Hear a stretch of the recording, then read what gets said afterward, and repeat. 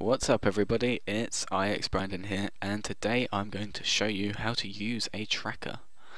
There are 4 things that you will need, one being the tracker itself. You also need a launcher control panel, a launcher platform, and a homing missile. The control panel and the platform can be any tier, tier 1 being the cheapest. Now, when tracking players, all you need to do is simply right click them. But first I'm going to show you some hotspots. Okay, so now that we've arrived at spawn, there are multiple options that we can do.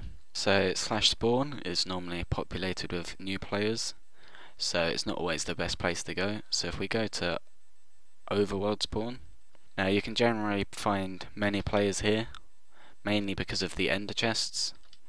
So one good tactic to tracking players, because obviously if you've got a tracker in your hand, it's kind of obvious. If you just drank a potion of invisibility, obviously I am now invisible, but if I bring out my tracker you can see me. So what you want to do is, if you find a player, you just want to whack them and then hide straight away. So some places you can check out is Warp Trade. Warp Trade obviously being a place where people go to trade. There's not anyone here at the moment, but normally you'll find players in here, so if you're invisible you just want to tag them before they go into their booths. So now that I've arrived at Warp Shop, before I go tracking anyone, I want to talk about prevention. One method of preventing a tracker is just simply logging out. So if I tag you, you log out, the connection breaks. That's nothing I can do about it, and you can obviously log out an infinite amount of times. It may seem annoying, but let's face it, would you rather log out or stay logged in and lose your base? That's the way you got to look at it. Now the second method isn't so much a method. Now we know that trackers do not work across dimensions. So if you're in the overworld and someone tracks you and you live in the end and you TP home, it's not going to matter. So unless they travel to the end as well and then start tracking you, you won't be found.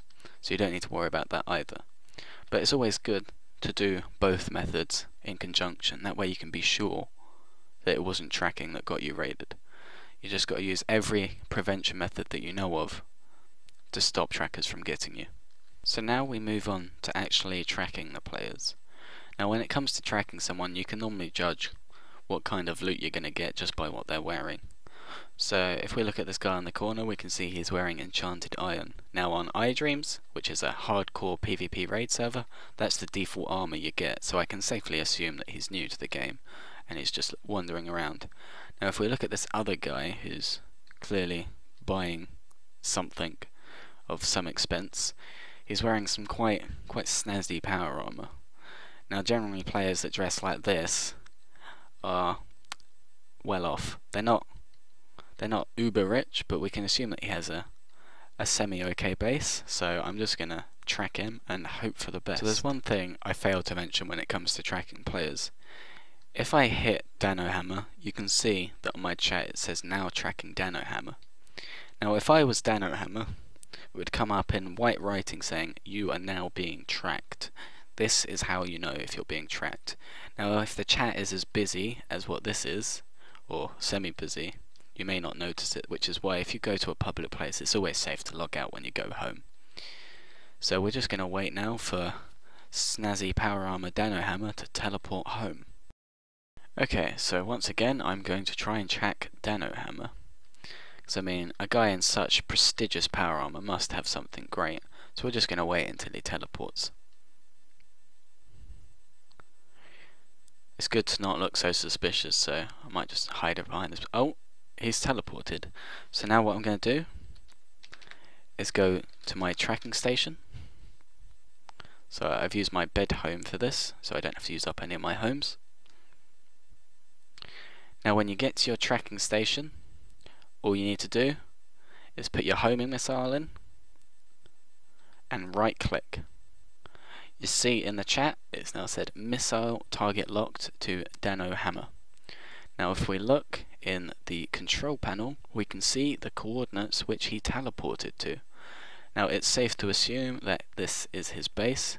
it might be a decoy, which is actually the third way of preventing a tracker. So now that I am tracking Danohammer, all I'm going to want to do is press C, give my waypoint a name, which I'm going to call it Danohammer. Now all I want to do is type in the coordinates which appeared in the control panel.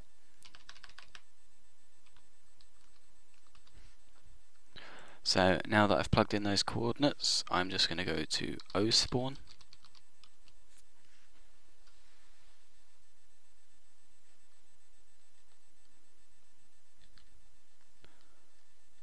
and all I'm going to do now is I'm going to fly quite high, that way I don't hit any interdictions on the way along, and I'm just going to fly to these coordinates. So now I have arrived at the coordinates. Now the first thing I'm going to do is do /fmap and see if it's faction claimed. As you can see, it's not faction claimed, so that means I can just dig straight down. Now be careful when you're doing this, because I don't know if he has an interdiction matrix or not. So normally the range of an interdiction matrix is 48 blocks, but it could be more, it could be less. I'm just going to assume, oh, I can see a name. So I'm just going to be careful now, in case there is an interdiction matrix. I should get a warning.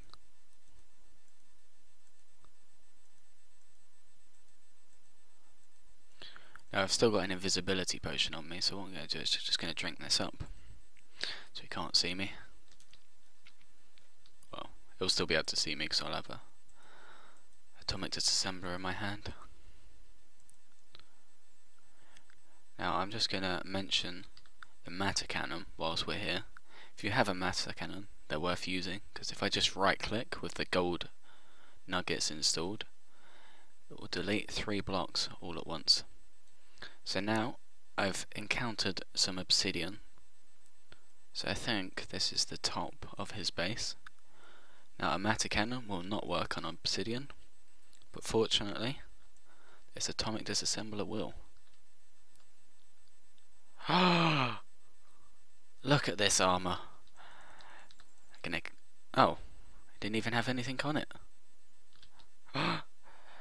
Now I've got the power armor.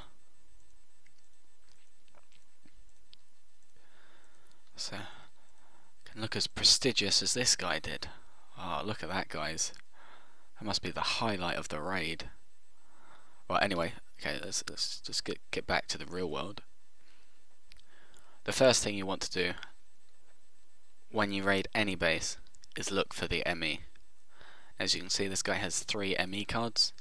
If this base was faction claimed, it still wouldn't matter. You can always take out the ME cards. So normally I just have a little gander at what's inside. He's got quite a lot. Now with all this stuff, you would have thought he had better power armor, but clearly not. So I'm just gonna nick these cards. Gonna take his machines. So if you just use a wrench, you can just pick them up straight away.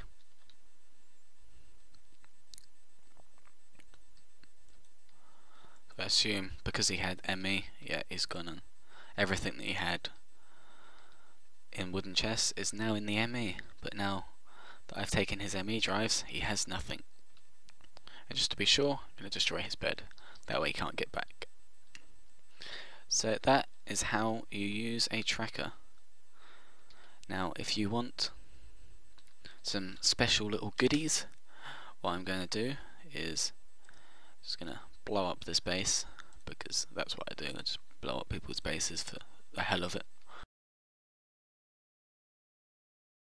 Ah, the wonders of antimatter.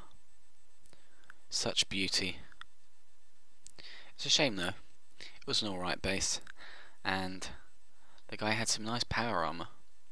But to wrap this video up, I am giving you the chance to win the power armor featured in this video.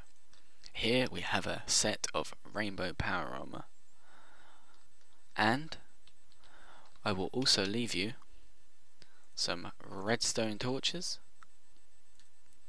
a rocket, and 3 antimatter bombs.